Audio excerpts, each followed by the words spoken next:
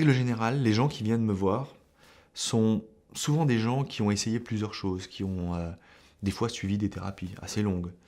Et ils sont un peu là, des fois sans même y croire vraiment, et c'est pas spécialement nécessaire qu'ils y croient pour que ça fonctionne. Euh, Ça marche parce qu'on va aller justement dépasser cette volonté, cet aspect de décision, cet aspect où on est conscient qu'il y a quelque chose qui ne va pas. Et on va aller s'adresser à une autre partie d'eux-mêmes, à des mécanismes enfouis, à des automatismes. Et c'est ce qui fait que ça fonctionne. C'est ce qui fait qu'on va créer un déclic, ou qu'on va lever des tensions, lever des blocages. Et c'est pas toujours nécessaire d'aller au fond des choses, de savoir exactement le pourquoi des choses pour que ça fonctionne. Parce que vous-même, consciemment, vous ne savez pas forcément pourquoi est-ce que vous avez telle angoisse, tel stress,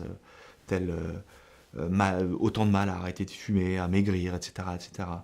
Une partie de vous-même crée un blocage, crée des automatismes, crée un mécanisme.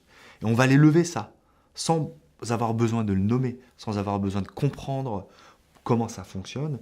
On va simplement laisser faire votre inconscient, une partie de vous-même auquel vous n'avez pas accès. Laissez aller trouver les mécanismes, laissez aller débloquer ce qu'il faut débloquer pour que les choses se passent, que vous trouviez à la fois les ressources et les capacités de le faire. Très souvent, les gens viennent pour un problème particulier, mais finalement, il y a autre chose qui englobe tout ça. L'arrêt de la cigarette, par exemple.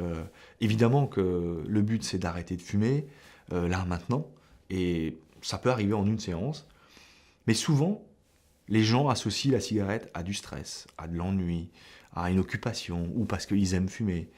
Donc, il faut d'abord s'occuper du stress, de l'ennui, de tout ce qui fait que cette cigarette-là est importante, pour ensuite réellement s'occuper de l'addiction à proprement dite de la cigarette.